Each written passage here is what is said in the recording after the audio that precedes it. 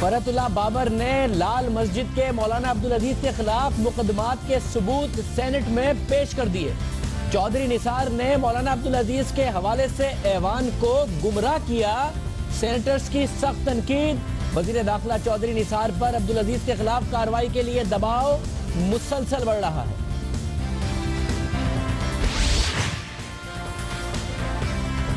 बादशाह खान यूनिवर्सिटी पर हमले की सबने मजम्मत की, मगर चौधरी निसार कुछ नहीं बोले।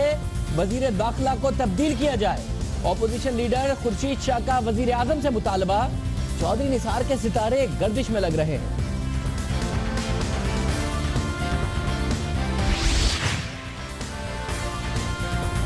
आर्मी चीफ के अफगान क़यादत के साथ राबतों के बाद अफगानिस्तान में चंद अमन दुश्मन अनासिर सरगर्म हो गए। अफगान सदारती तर्जुमान का कहना है कि अफगानिस्तान किसी दहशतगर्द ग्रुप को सपोर्ट नहीं करता।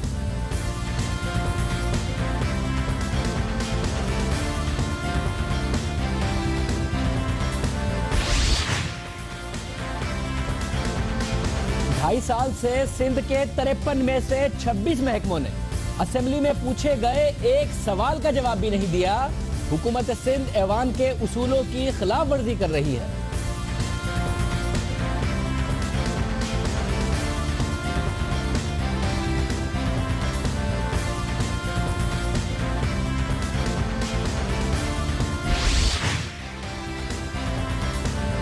कम उम्र मां सिर्फ तिब्बी ही नहीं, मुआशरती, समाजी और नफ्सियाती मसाइल की वजह भी बनती है।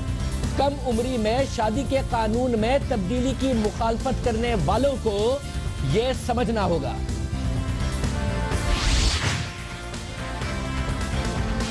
और न्यूजीलैंड के खिलाफ ग्रीन शर्ट्स फैसला कुन टी20 बड़े मार्जिन से हार गए। वर्ल्ड टी20 से पहले टीम की कारकर्दगी ने खतरे की घंटी बजा दी।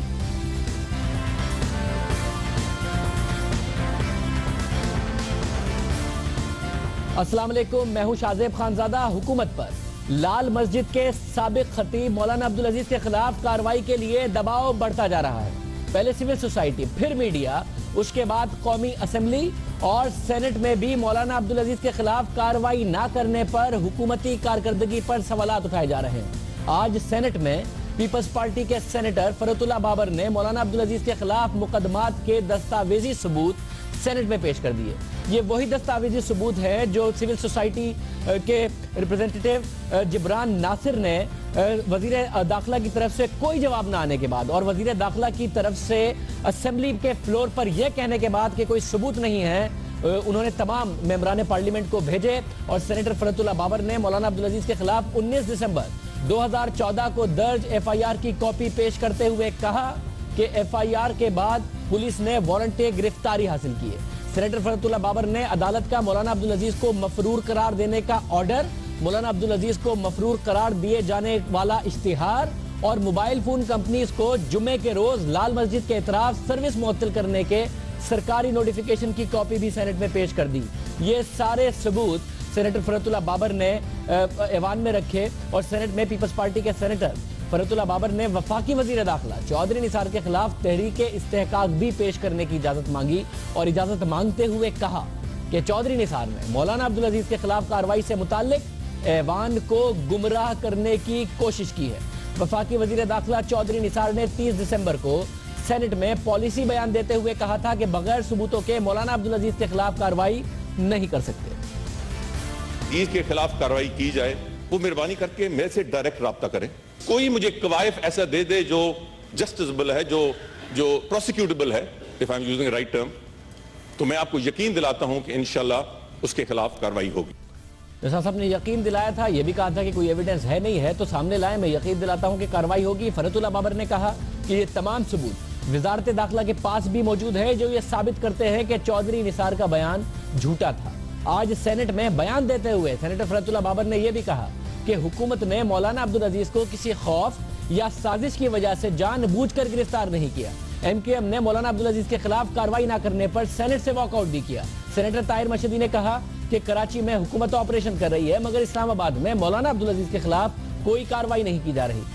चेयरमैन सेनेट ने तमाम सबूत वजारत दाखिला को भिजवा कर तफसीली जवाब तलब कर लिया और कुछ अरसे से कौमी असेंबली में भी अपोजिशन की जानिब से हुकूमत को مولانا عبدالعزیز کے خلاف کارروائی نہ کرنے پر تنقید کا سامنا کرنا پڑ رہا ہے۔ یہ صورتحال اس لیے زیادہ سنگین ہو جاتی ہے کہ لال مسجد کے مولانا عبدالعزیز کے خلاف تھانہ آپارہ میں 2 FIR درج ہیں۔ مولانا عبدالعزیز کے خلاف اسلام آباد میں درج FIR سماجی کارکن جبران ناصر بھی سامنے لاتے رہے ہیں، لیکن وزیر داخلہ چودھری نثار سینٹ میں آ کر کہتے ہیں کہ کوئی ثبوت ملے تو وہ مولانا عبدالعزیز کے خلاف کارروائی کریں گے۔ اب یہ معاملہ کس طرف جائے گا؟ اگر الزام لگتا ہے ایک سرونگ منسٹر پہ کہ انہوں نے ہاؤس کو مس لیڈ کیا تو معاملہ کس طرف جائے گا؟ دوسری طرف یہ معاملہ سینٹ میں ہوا اور پاکستان پیپلز پارٹی کے رہنما اور لیڈر آف دی اپوزیشن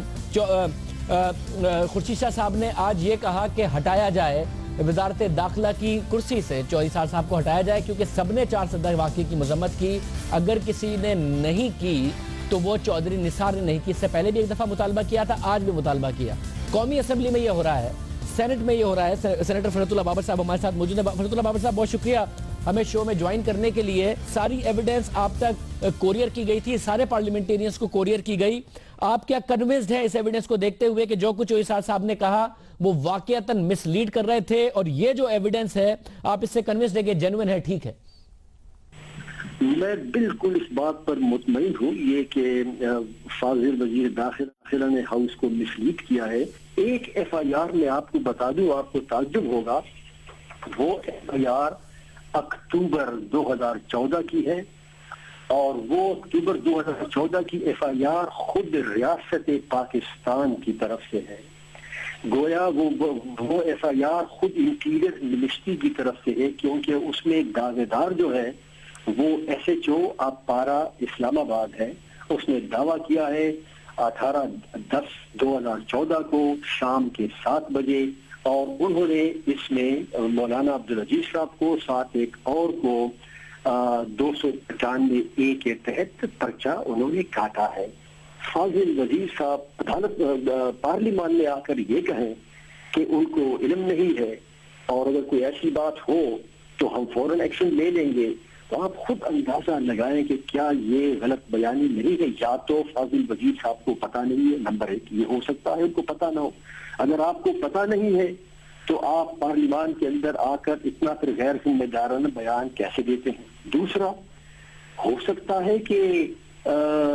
وزارت داخلہ کے معتبر لوگ ان سے خائف ہوں، ڈرتے ہوں، اور اگر آپ کو یاد ہو مولانا عبدالعزیز کا ایک انٹرویو بھی آیا تھا،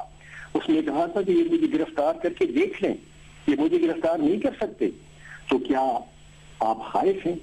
اور کیا اگر یہ بھی وجہ نہیں ہے کہ آپ خائف بھی نہیں ہو، آپ لا علم بھی نہیں ہو، تو پھر ایک اور سوال پیدا ہوتا ہے۔ آئی ڈونٹ تھنک کہ یہ درست ہوگا،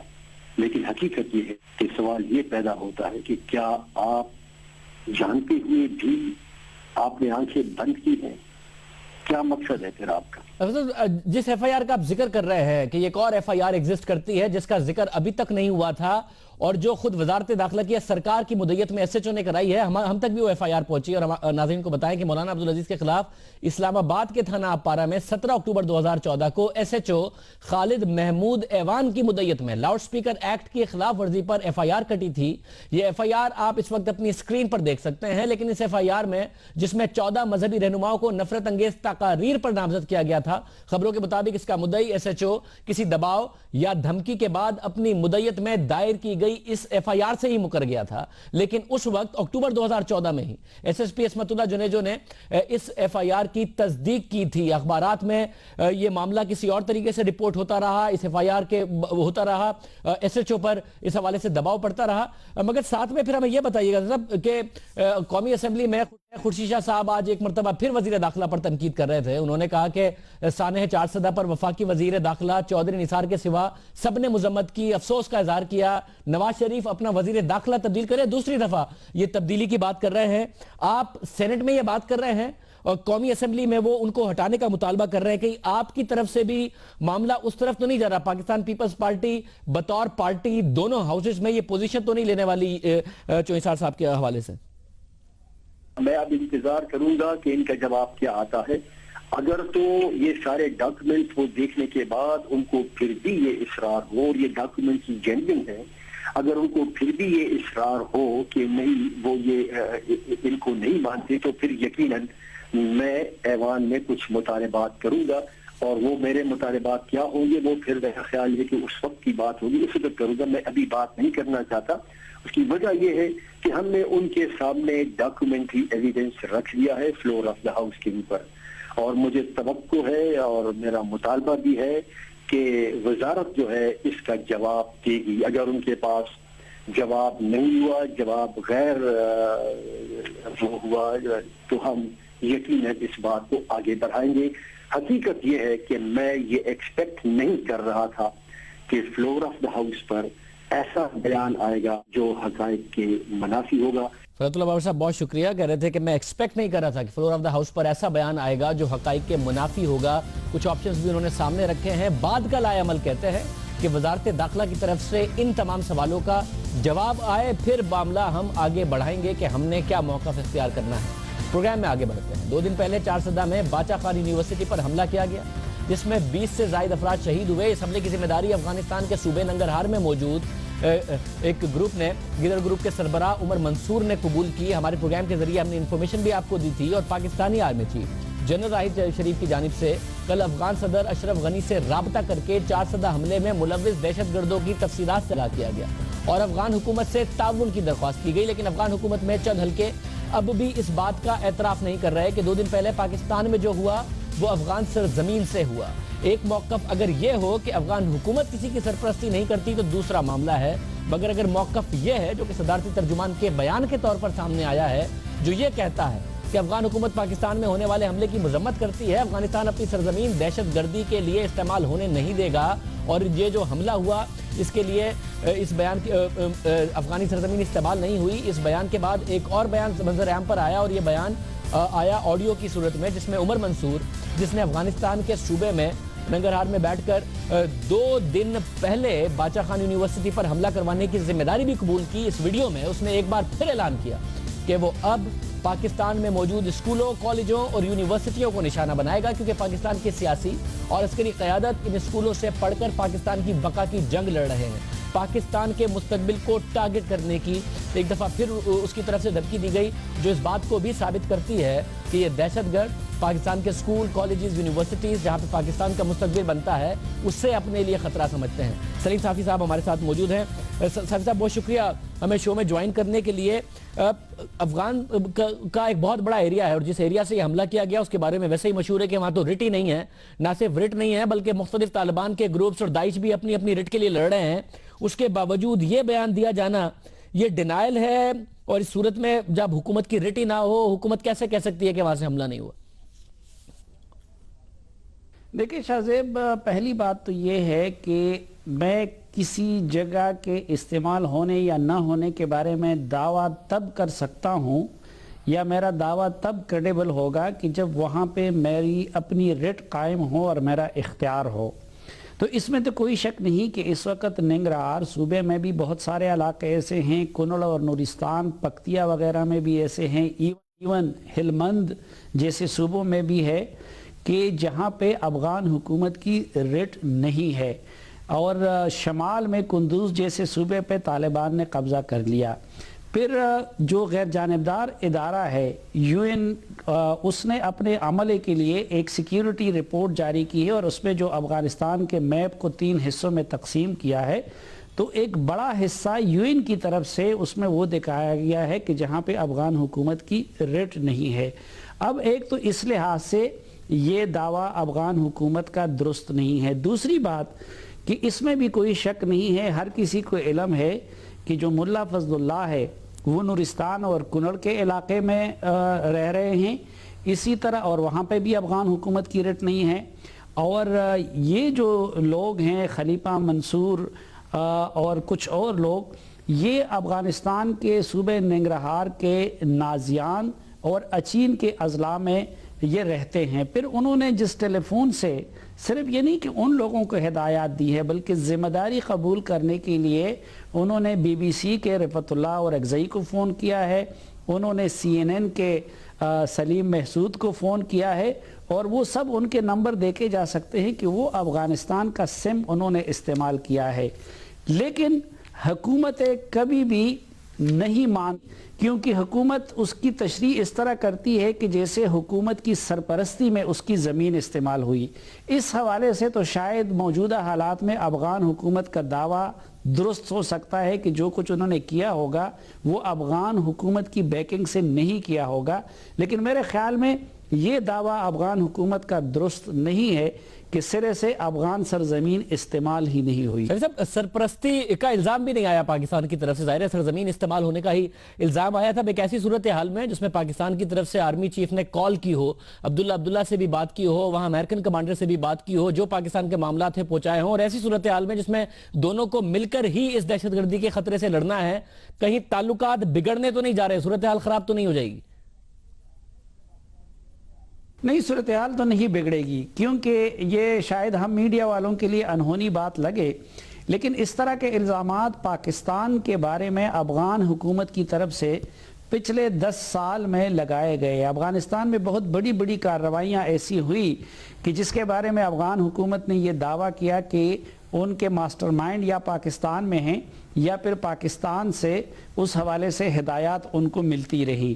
پھر اس سے پہلے پاکستان میں بھی کئی کارروائیاں ایسی ہوئی ہیں جس کے بارے میں پاکستانی حکومت کا یہ دعویٰ رہا کہ اس کے لیے افغان سرزمین استعمال کی گئی. اب الزامات کا سلسلہ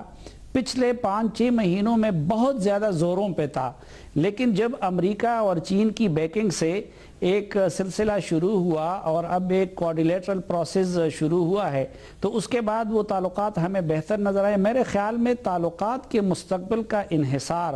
افغان طالبان اور افغان حکومت کی مفاہمت اور اس 4 فریقی یا کوارڈیلیٹر پروسیس کی کامیابی یا ناکامی پہ ہے. اگر وہ ناکام ہوتا ہے اور افغانستان میں طالبان کی کارروائیاں مزید بڑھتی ہے تو تعلقات خراب ہوں گے. اگر وہ درست ہوتے تو اس طرح کے بیانات سے میرے خیال میں اس پہ فرق نہیں پڑے گا. ایک بات ہمیں یہ مد نظر رکھنی چاہیے کہ اس نئے پروسیس کے آغاز میں یہ فیصلہ ہوا تھا کہ ایک دوسرے سے شکوے شکایات کے لیے میڈیا کو استعمال نہیں کیا جائے گا. اب میں سمجھنے سے قاصر ہوں کہ ایک طرف افغانستان میں بھی بعض لوگ میڈیا کو استعمال کر رہے ہیں اور پاکستان کی طرف سے بھی میڈیا کو استعمال کیا گیا. بہت شکریہ سلیم صافی صاحب، ہمیں اس حوالے سے تجزیہ دے رہے تھے اور امید کر رہے تھے کہ صورتحال بگڑے گی نہیں، مگر اس بات کا ڈینائل آنا افغانستان سے کہ ان کی سرزمین نہیں استعمال ہوئی، اس بات کے حوالے سے کہہ رہے تھے کہ ایسا نہیں ہے، استعمال ہوئی ہے. حکومت کی رٹ ہی نہیں ہے ان علاقوں میں جہاں پر استعمال ہوئی ہے. ملا فضل اللہ اور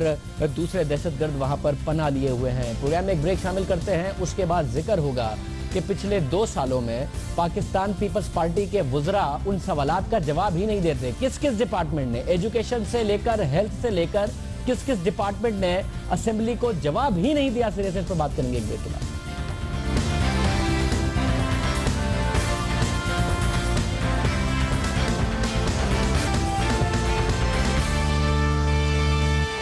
پروگرام میں بات پاکستان پیپلز پارٹی کی سندھ حکومت کے محکمہ اسمبلی میں اپنی کارکردگی سے متعلق پوچھے گئے سوالات کا جواب ہی نہیں دیتے. جب آپ کے سامنے اسکرین پر اسمبلی کا اجلاس آتا ہے، کبھی اس میں اپوزیشن لڑ رہی ہوتی ہے، پروٹیسٹ کر رہی ہوتی ہے، سندھ اسمبلی کے وزراء تقریریں کر رہے ہوتے ہیں، اور اگر آپ کو لگتا ہے کہ اس اسمبلی میں بہت کام ہوتا ہے، اس اسمبلی میں جو مختلف محکموں سے سوال پوچھے جاتے ہیں ان کے جواب بھی آتے ہیں، اور یہ اسمبلی باقاعدہ طور پر نظر رکھتی ہے مختلف وزراء پر کہ کیا ہو رہا ہے، کیا نہیں ہو رہا، کیا ہونا چاہیے عوام کے مفاد میں، تو 53 میں سے 26 محکموں نے چپ کا روزہ رکھا ہوا ہے، جبکہ اسمبلی اصول کے مطابق حکومتی محکموں کو ایوان میں پوچھے گئے سوالات کا متعین مدت میں جواب دینا ہوتا ہے. لیکن حکومت سندھ ایوان کے اصول کی خلاف ورزی کی مرتکب ہو رہی ہے. یہ بات ہم نہیں کہہ رہے، بلکہ سندھ اسمبلی کا محکمہ سوالات اپنی رپورٹ میں بتا رہا ہے کہ 2013 سے اب تک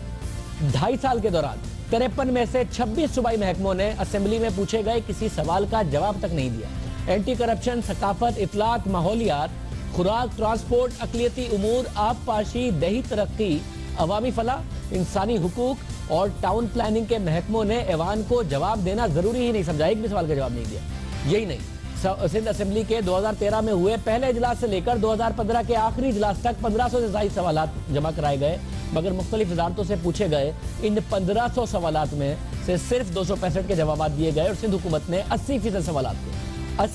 سوالات کو نظر انداز کرتے ہوئے ان کے جواب دینے کی زحمت نہیں کی. صدر سوالات محکمہ داخلہ، تعلیم، بلدیات، آب پاشی اور زراعت سے کیے گئے. محکمہ داخلہ نے 288 में से सिर्फ 33 सवालात के जवाब ऐवान में जमा कराए। महकमा तालीम ने 2.5 साल के दौरान पूछे गए 166 सवालात में से सिर्फ 37 का जवाब दिया। महकमा इतलात से 8 सवालात पूछे गए, लेकिन इसकी जानिब से एक का भी जवाब नहीं दिया गया। और महकमा बल्दियात ने 153 सवालात में से सिर्फ 5 का जवाब दिया। यह सूरत हाल रही है। हमारे साथ हमारे नुमाइंदे कसीम सईद भी मौजूद हैं और हमारे साथ स्पीकर सिंध असेंबली आगा सिराज दुरानी साहब भी मौजूद हैं, जो ये हाउस चलाते हैं। उनसे भी पूछेंगे कि इस हाउस में अगर सवालात के जवाब नहीं मिलते तो हाउस का तकद्दुस पामाल नहीं होता। कसीम, बहुत शुक्रिया। ये बताइएगा कि आप पाबंद नहीं हैं डिपार्टमेंट्स के जवाब दें अगर असेंबली के फ्लोर पर सवाल पूछा गया उनकी कारकर्दगी के हवाले से? जी बिल्कुल शाहजेब, सिंध असेंबली के फ्लोर पर हर इजलास में सिंध असेंबली के रूल्स की खिलाफ वर्जी हो रही है। सिंध असेंबली के रूल्स ये कहते हैं कि जो भी सवाल किसी भी महकमे को जमा कराया जाएगा उसका जवाब 15 दिन के अंदर अंदर आना चाहिए। 2 हफ्तों के अंदर वो महकमा पाबंद है कि उसका जवाब जमा कराए। पहले दिन से सिंध असेंबली में जो रूल्स हैं उसकी वो खिलाफ वर्जी हो रही है और हर इजलास में हो रही है। कहा यह भी गया था कि हर इजलास में कम से कम 35 सवालात जमा भी कराए जाएंगे, लेकिन वो 35 सवालात जमा होते होते 2.5 साल के अरसे में अब 1500 हो चुके हैं और उन 1500 में से सिर्फ और सिर्फ 265 के जो जवाबात हैं वो जमा कराए गए हैं। इंतहाई अहम महकमे हैं, 53 महकमे हैं सिंध हुकूमत में, और उसमें भी जो अफसोस का मकाम है, जो लम्हा फिक्रिया है, वो ये है कि 26 महकमे, जो महकमों की आधी तादाद के कमोबेश बराबर है, वो 26 महकमे रोजे अव्वल से चुप बैठे हैं। उन्होंने किसी सवाल का जवाब किसी भी बहुत शुक्रिया कसीम के ये जो असेंबली के रूल्स और रेगुलेशन है कसीम बता रहे थे उसी की खिलाफ वर्जी हो रही है। आगा सिराज दुरानी साहब, आप स्पीकर असेंबली हैं, कस्टोडियन ऑफ द हाउस हैं, जो उसूल तोड़े जा रहे हैं असेंबली के और आपके वज़रा तोड़े हैं सिंध हुकूमत के, आप कुछ नहीं कर रहे सर? देखिए, मैंने इन सारे जो भी डिपार्टमेंट्स हैं उनको personally through my secretary written to them कि आप जवाब दिया करें, क्योंकि कुछ सवालात वाकई आप सही कह रहे हैं वो कोई 2-2 साल के बाद भी जवाब आते हैं। तो मैंने मिनिस्टर्स को भी इंस्ट्रक्ट किया है कि आप लोग खुद इंटरेस्ट लें, आप खुद चेक करें, ताकि जो मेंबर की रिक्वायरमेंट है वो असेंबली में पूरी होनी चाहिए। क्योंकि ये तो अब सारा जो इफेक्ट होता है वो प्रोविंशियल गवर्नमेंट के ऊपर इफेक्ट होता है। Then I spoke to chief minister also, मैंने उनको भी कहा कि आपकी जो सेक्रेटेरिएट चल रहा है वहां से हमें प्रॉपर तरीके से जवाब नहीं आते हैं। अब अगर प्रॉपर तरीके से जवाब नहीं आएंगे तो फिर I will take action against them. Plus आपके जो सेक्रेटरीज हैं वो उनकी अटेंडेंस भी बहुत कम होती है। चले अगर वो सेक्रेटरी साहब नहीं आ रहे हैं for some reason, if he is busy, तो एटलीस्ट एडिशनल सेक्रेटरी और deputy secretary can come and sit in the assembly and watch the proceedings and make notes of whatever the member demands, और उसका जवाब देना चाहिए within the session। तो ये सारी चीजें मैं कर रहा हूँ, I am working on it and personally मैंने अब उसको मॉनिटर करना शुरू किया है। तो I hope things will get better now. मतलब ये आप कर रहे हैं, मगर दुरानी साहब, हर चेयर का एक रुतबा होता है और जो चेयर पर बैठता है उसकी भी जाहिर एक इज्जत होती है। चेयर अपनी जगह पर रह जाती है, उसका रुतबा अपनी जगह पर रह जाता है, मगर बतौर स्पीकर आप चले जाएंगे तो आपकी लेगेसी रह जाएगी। आपके होते हुए मिनिस्टर जवाब नहीं देते सवालात के, आपके होते हुए असेंबली में यह हो रहा है कि सिंध हुकूमत और पीपल्स पार्टी की हुकूमत अपनी ब्रूट मेजॉरिटी इस्तेमाल की है उसने पिछली 2 रेजोल्यूशंस में, अपोजिशन एतराज करती रह गई, फ्लोर ऑफ द हाउस पे चीजें डिस्कस नहीं हो रही। तो आपकी लेगेसी क्या खराब नहीं हो रही? आपको परवाह नहीं है कि आपकी लेगेसी क्या होगी जब आप चले जाएंगे? नहीं, देखिए, असेंबली के अपने रूल्स एंड प्रोसीजर हैं और उसमें जो लास्ट टाइम लास्ट गवर्नमेंट में हमने जब अमेंड किए थे तो उसमें ये सारी पॉलिटिकल पार्टीज थी जिन्होंने रूल्स पे एग्री किया था। अब मेजॉरिटी का तो नेचुरली जिसकी मेजॉरिटी होगी तो वही बिल पास कराएगा ना, क्योंकि अगर आपकी मेजॉरिटी नहीं है, और ये सारा डिपेंड होता है relationship between the opposition and the government. And I always ask opposition and the government side, if you want, I can pay a bridge between, और आप एक वर्किंग रिलेशनशिप बनाए और एक आप अपनी टीम बनाए अपने पार्लियामेंटेरियंस की, जो बैठ के वर्किंग करें और असेंबली में स्मूथ सेलिंग होगी। लेकिन अगर आपकी वर्किंग रिलेशनशिप नहीं है तो नेचुरली जो आप कह रहे हैं, I agree with you, it disturbs and it disturbs मी, और जो होना चाहिए वो अगर नहीं होगा तो फिर इफेक्ट करता है एक करियर के ऊपर स्पीकर के। बहुत शुक्रिया दुनाई साहब हमारे साथ मौजूद थे। हम प्रोग्राम में एक ब्रेक शामिल करेंगे और उसके बाद जिक्र होगा एक ऐसे इंतहाई अहम और नाजुक मामले का जो हर घर की माँ, बहन, बेटी से मुताल्लिक है और बहुत ज़्यादा अहम है और उसे किसी भी तरीके से नज़र नहीं हो जाना चाहिए सियासत का, चाहे वो किसी भी किस्म की सियासत हो। उस पर बात करेंगे एक ब्रेक के बाद।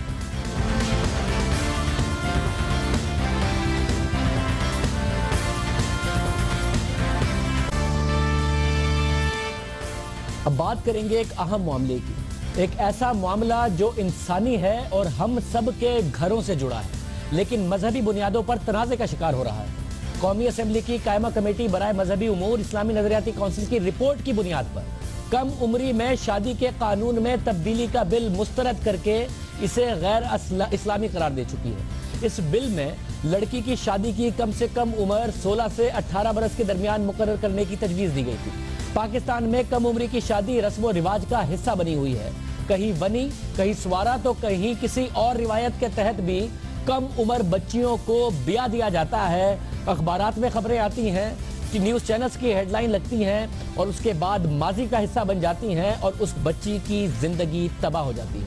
12 अप्रैल 2015 को लाहौर की 7 साला सुमेरा की शादी पुलिस ने बरवक्त कार्रवाई करके नाकाम बना दी। 7 साला बच्ची ने मीडिया के सामने इंतहाई मासूमियत से क्या कहा, आइए आपको सुनवाते हैं।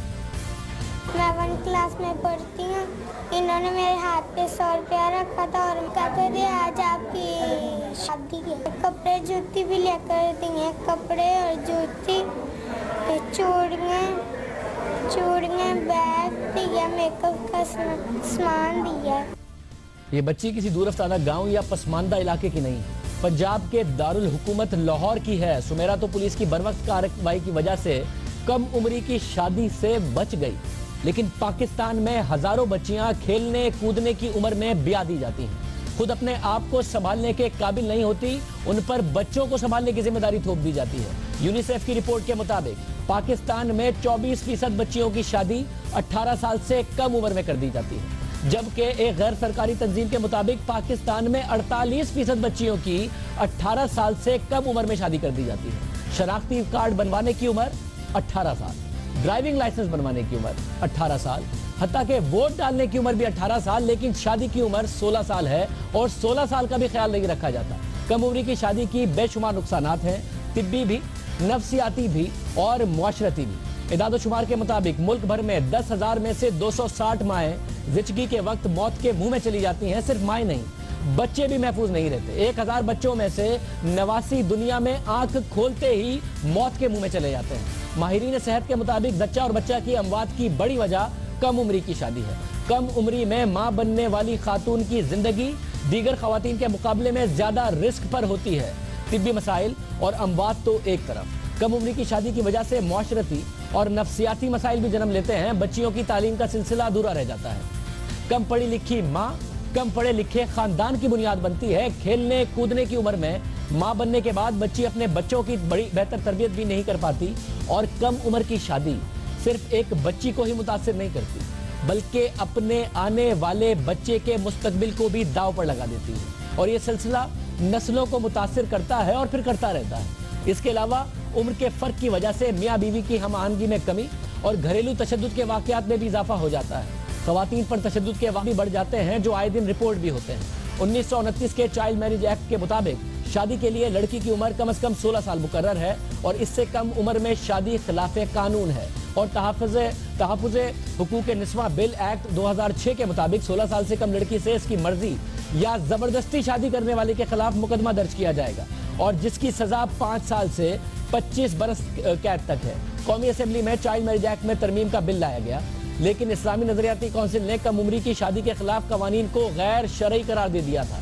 या कम उम्री में शादी के खिलाफ कवानीन बनाना या उनमें तरमीम करना गैर शरई अमल है? क्या ये इस्लाम के खिलाफ है या फिर इस्लाम को बुनियाद बनाकर उसका गलत इस्तेमाल किया जा रहा है और उसको बुनियाद बनाकर ये सारी बात की जा रही है? इस पर बात करेंगे हम اسلامی نظریاتی کاؤنسل کے ہی رکن مولانا طاہر اشرفی صاحب بھی ہمارے ساتھ موجود ہوں گے. اس کے علاوہ ہمارے ساتھ سماجی کارکن فوزیہ سعید صاحبہ بھی موجود ہوں گی.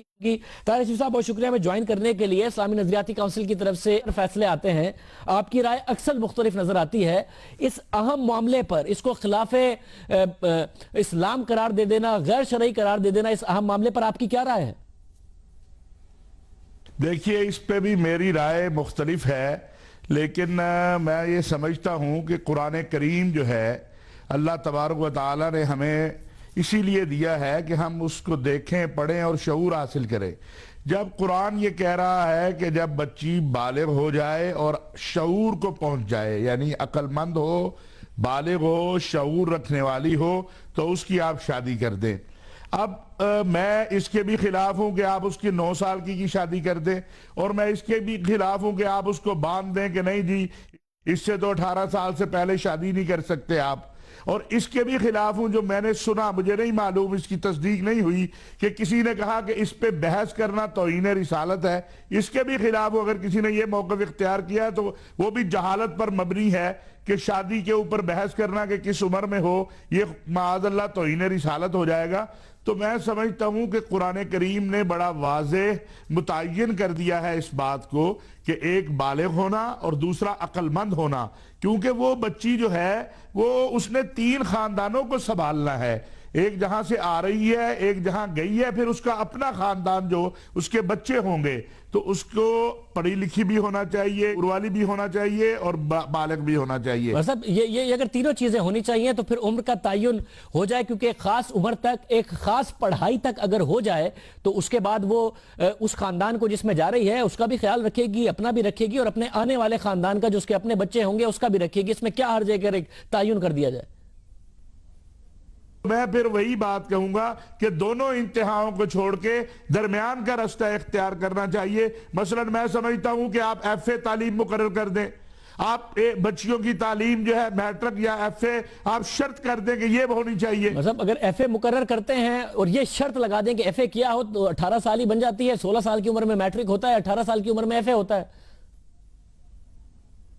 نہیں, دیکھیے اس لیے میں کہہ رہا ہوں نا, آپ اس کو باندھے نا عمر کے ساتھ, آپ اس کو اس کے ساتھ رکھیں کہ اتنی تعلیم ہو جائے, وہ بچی اتنے شعور کو پہنچے کہ 3 گھرانوں کو لے کے چل سکے. بہت شکریہ, ہمارے ساتھ مولانا طاہر اشرفی صاحب موجود تھے. جو رائے خود دی گئی ہے اسلامی نظریاتی کاؤنسل کی طرف سے, اس سے ڈس ایگری کر رہے ہیں, کہہ رہے ہیں نہ یہ خلاف اس کو اسلام کہا جا سکتا ہے, نہ توہین رسالت کہا جا سکتا ہے. اس پر بحث ہو سکتی ہے, بات ہو سکتی ہے, مگر درمیان کا معاملہ ہو. تھر کے معاملات ہمارے سامنے ہیں, وہاں اکثر مائیں کم عمری میں شادی کر دی جاتی ہے, جو لا ہے وہ بھی نہیں انفورس ہوتا, اور پھر یہ بات کہی جاتی ہے کہ جو غذائی قلت ہے اور جو دوسرے معاملات ہیں وہ ایک طرف, کم عمری کی شادیاں بھی وجہ ہیں, جو بچے مر جاتے ہیں, جو خواتین کے ساتھ وہ ان کی وفات ہو جاتی ہے. سماجی رہنما فوزیہ سعید صاحبہ بھی ہمارے ساتھ موجود ہے. ساری گفتگو بھی آپ نے سنی ہے, جو نمبرز ہیں وہ بھی ہم نے عوام کے ساتھ شیئر کیے. آپ کی حوالے سے کیا رائے ہے؟ دیکھیے میرا تو یہ خیال ہے کہ جو اسلامی نظریاتی کاؤنسل ہے وہ ہر چند مہینے کے بعد کوئی نہ کوئی اس قسم کا ایک شوشہ چھیڑ دیتی ہے, میڈیا سارا ان کے گرد ہو جاتا ہے. یہ ٹینشن ان کو بے تحاشا پسند ہے, کیونکہ اس کے علاوہ جو ہے ان کی جو ایڈوائز ہے وہ اتنی نہیں لی جاتی ہے,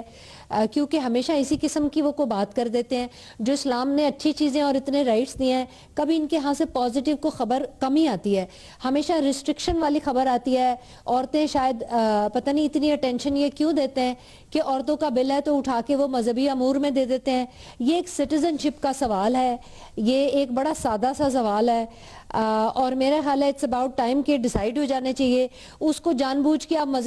مذہبی امور میں بھیج دیتے ہیں, وہاں سے اٹھا کے وہ کہاں بھیج دیتے ہیں, پھر سارے میڈیا کو اپنے گرد کرنے کے لیے اس قسم کی باتیں کرتے ہیں.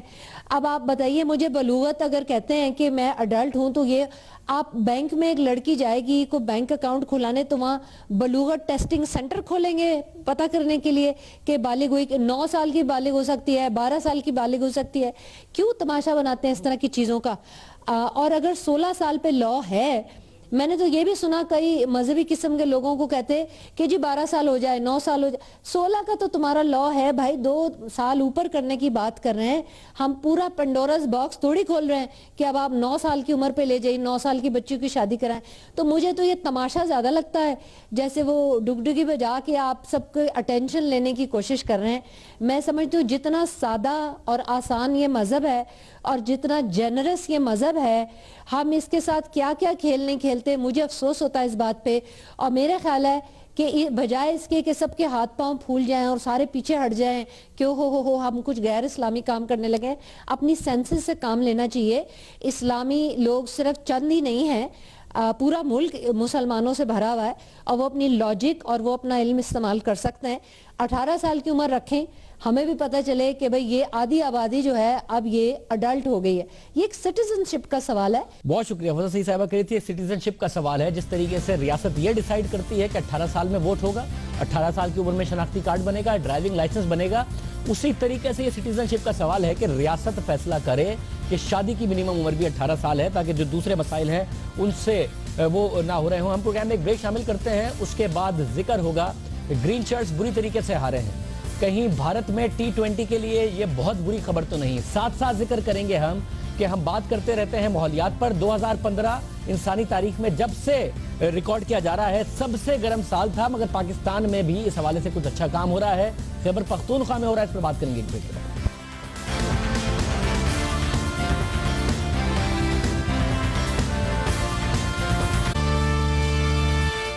کرکٹ کے میدان سے بری خبر آئی ہے پاکستان آج نیوزی لینڈ کے خلاف فیصلہ کن T20 میچ ہار گیا پہلا میچ ایسے جیتا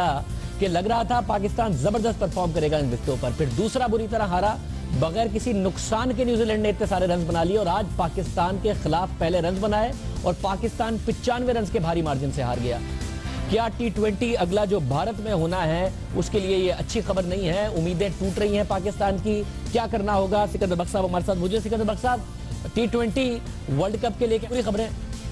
دیکھیں یہ جو ریزلٹ آیا وہ ایکسپیکٹڈ تھا میں کم سے کم میں ایکسپیکٹ کر رہا تھا کہ نیوزی لینڈ پاکستان کی ٹیم کو اسی قسم کی پٹائی کرے گا اور آپ ون ڈے میں بھی دیکھے گا کہ اسی قسم کا کوئی ریزلٹ ہمیں نظر آئیں گے میرے لیے ان ایکسپیکٹڈ تھا کہ پاکستان پہلے میچ جیتا مگر یہ جو ریزلٹس ہیں یہ ہمیں کانفیڈنس کو تو ہرا سکتے ہیں مگر جب ہم ورلڈ کپ اور جو ایشیا کپ کی بات کرتے ہیں وہ ہم اپنے انوائرمنٹ میں کھیلیں گے جو سب کانٹیننٹ کہیں گے اس میں یہ بہتر ہوگی پرفارمنس شرط یہ ہے کہ آپ ٹیم جو ہے پراپر سلیکٹ کریں آپ نے عرفان کو زبردستی ڈراپ کیا بغیر کسی وجہ کے اگر آپ دوستی یاری میں لڑکوں کو کھلائیں گے کہ احمد شہزاد آپ کے ساتھ برگر کھاتا ہے تو آپ اس کو ٹیم میں ڈال لیں گے شعیب مقصود کو آپ نے ون ڈے میں بھی رکھا ہے اس کی کیا پرفارمنس ہے کسی کو نہیں پتا اگر آپ نے اس قسم کی سلیکشن کی تو پھر تو مشکل ہو جائے گا ادروائز یہ ریزلٹ ایکسپیکٹڈ تھے اور ون ڈے میں بھی آپ دیکھیے گا کچھ اسی قسم کے ریزلٹس آئیں گے تو ہمیں اپنی سلیکشن مگر ون ڈے کا کپتان تو الگ ہے اگر آپ یہ دوستی شوستی والا جو معاملہ ہے پھر ون ڈے کا کپتان بھی وہی ٹیم سلیکشن کیوں کرے گا نہیں تو آپ تو بات کر رہے ہیں ورلڈ کپ کی نا تو میں T20 میں تو وہ دوستی والے کپتان ہیں ون ڈے میں بھی یہی معاملہ رہے گا معاملہ اس لیے رہے گا کہ وہاں پہ شعیب مقصود بھی موجود ہیں وہاں پہ احمد شہزاد بھی موجود ہیں جن کی فارم اچھی نہیں لگی ہوئی تو وہاں پر آپ کو تھوڑی چینج کرنی پڑے گی میرے حساب سے اسد شفیق کو آپ اوپر کھلائیں جس طرح کہ وہ ولیمسن کو کھلاتے ہیں سیدھا کھیلیں اور آخری میں جا کے رن کریں 50 اوور کسی نے کھیلنے 50 اوور ہم تو 20 اوور نہیں کھیل سکے آج 16 اوور میں آؤٹ ہو گئے تو ہمیں 50 اوور کھیلنے والے کھلاڑی چاہیے جو ون ڈے میچز میں کھیلیں بہت شکریہ سکندر بخش صاحب اپنا تجزیہ دے رہے تھے اور جاتے جاتے ایک اہم خبر ایک ایسی عالمی خبر جس کا اثر پاکستان پر بھی پڑ رہا ہے امریکی اخبار نیو یارک ٹائمز کی رپورٹ کے مطابق گزشتہ سال 2015 تاریخ کا گرم ترین سال تھا اور اس سے پہلے 2014 بھی گرم سال ثابت ہوا تھا لیکن 2014 کے مقابلے میں 2015 میں گرمی کی شدت میں اضافہ حیران کن ہے جس نے خطرے کی گھنٹی بجا دی گلوبل وارمنگ کے خطرناک نتائج سامنے آ رہے ہیں گلیشیئرز پگھل رہے ہیں گرمی بڑھ رہی ہے اہم بات یہ بھی ہے کہ پاکستان موسمیاتی تبدیلی کی زد میں ہے پاکستان گلوبل وارمنگ کا بدترین نشانہ بن سکتا ہے پچھلے سال بھی بنا کراچی میں ہیٹ ویو کی وجہ سے ہزاروں لوگ جو ہیں 1000 سے اوپر لوگ وہ جاباک ہو گئے تھے لیکن حکومت توجہ نہیں دے رہی وزیر اعظم نواز شریف پیرس میں ہونے والی تاریخی کانفرنس میں شریک تو ہوئے لیکن حکومتی سطح پر پاکستان میں ماحولیاتی آلودگی کو روکنے کے لیے خاطر خواہ اقدامات نہیں اٹھائے جا رہے ایسے میں تحریک انصاف کے چیئرمین عمران خان وہ واحد پاکستانی لیڈر قرار دیا جا سکتا ہے انہیں جو نہ صرف ماحولیاتی آلودگی کو روکنے کے لیے کام کر رہے ہیں آواز اٹھا رہے ہیں بلکہ جنگلات کی کٹائی پر حکومت پر سخت تنقید بھی کر رہے ہیں اور ساتھ ساتھ انہوں نے ایک ایسی مہم بھی لانچ کی ہے جس پر کام ہو رہا ہے جس میں خیبر پختونخوا میں جنگلات لگائے جا رہے ہیں عمران خان نے کل بھی حکومت کو سخت تنقید کا نشانہ بنایا اور الزام لگایا کہ حکومت جنگلات کی غیر قانونی کٹائی میں ملوث ہے. ماضی میں غیر قانونی کٹائی ہوئی ہے اور خیبر پختونخوا میں بہت کچھ ہوا. اس وقت جو ان کا اقدام ہے قابل ستائش ہے. ہم امید کرتے ہیں کہ باقی تمام صوبوں کی حکومتیں اور وفاقی حکومت اس معاملے کو سنجیدہ لے, نہ جنگلات کٹیں اور گلوبل وارمنگ کے اثرات عوام کو نہ بھگتنے پڑ رہے ہوں. اس حوالے سے بھی اقدامات کیے جائیں. آج کے پروگرام میں اتنا ہی. اب آپ سے پیر کے دن ملاقات ہوگی. جا دیجیے. اللہ حافظ.